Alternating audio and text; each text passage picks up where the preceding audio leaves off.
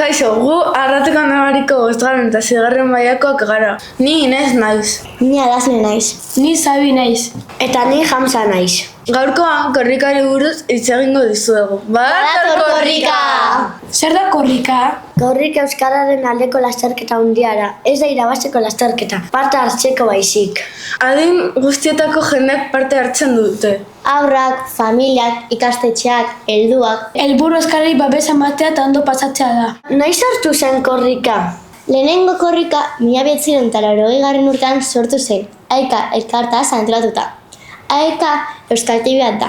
Euskaraz ikasten duten helduek klaseak emateaz arduratzen dena. Zein da korrikaren helburua? Korrikan helburu nagusiak hauek dira.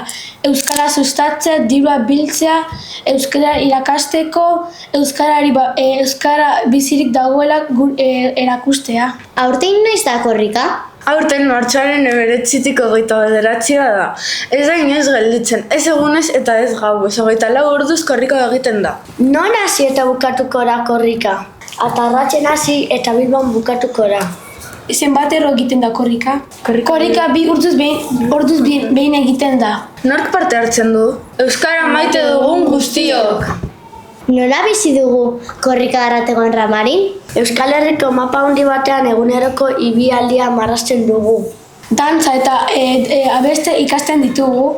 Korrika txikian parte hartzen dugu. Eta garrantzitsuena, euskara erabiltzen dugu egunero. Korrika denean eta ez denean, euskara gure nortasunaren indargunea delako. Amaitzeko korrika garrantzitsua da, jendea elkartzen duelako, euskara sustatzen delako, eta denen artean gauza handiak egin daitezkela erakusten duelako. Ari, arrato Ramari korrikalari!